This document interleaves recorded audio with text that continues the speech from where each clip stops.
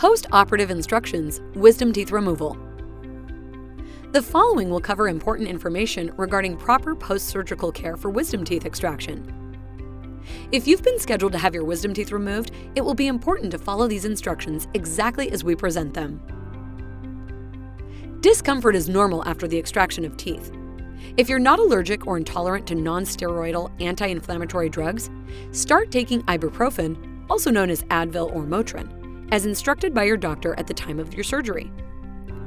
If you're asthmatic, do not take ibuprofen unless you have tolerated it in the past.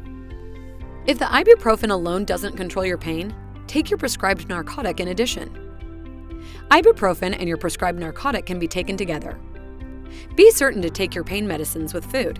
This will help prevent nausea. Remember, narcotic pain medicine will impair your judgment and reflexes. Gauze pads should be placed directly over the extraction site and held in place with firm biting pressure. Proper placement will help you not to swallow blood, which can make you nauseated. Replace the gauze pads every 20 to 40 minutes. When the gauze pads have little or no blood on them, they're no longer necessary. The amount of bleeding will vary from person to person. Most of your bleeding will slow within 3 to 4 hours, but a small amount of bleeding is common for up to 24 hours. Do not rinse on the day of surgery. It may prolong your bleeding. Begin saltwater rinses the day after surgery and continue for 1 week. Rinse with warm salt water 3 to 4 times each day.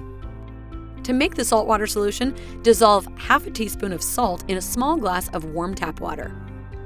If you have been given an irrigating syringe, start irrigation on the 5th day following surgery. Fill the syringe with warm salt water and place the tip of the syringe into the extraction site to clean. Do this 3 to 4 times a day for 2 weeks and lessen as the surgical site heals. Swelling is normal after surgery and is a major cause of post-extraction discomfort. Swelling typically peaks by the 3rd day and then starts to resolve. It can be reduced by the use of an ice pack. Apply the ice pack to the side of your face for 10 minutes. Transfer it to the opposite side for another 10 minutes.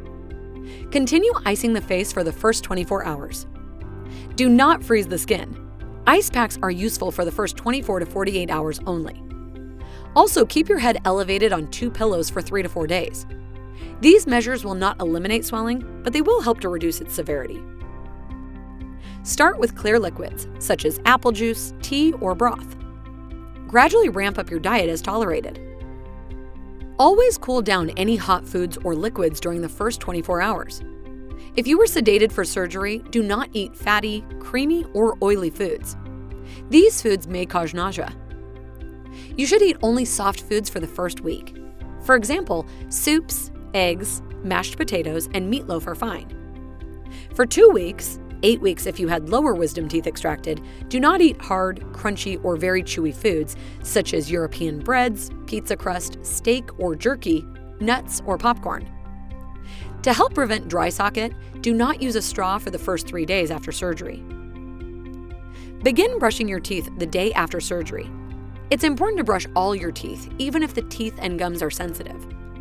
Bacterial plaque and food accumulation near the extraction site will delay healing. Do not smoke for at least a week. Smoking will increase your bleeding. The nicotine and tar in tobacco impair healing and may cause a dry socket. Unless told otherwise, do no vigorous physical activity for 3 days following your surgery. Physical activity increases your blood pressure, which will cause an increase in your swelling, pain, and bleeding. You may gradually increase your activity, such as jogging or tennis, 5 to 7 days after your surgery.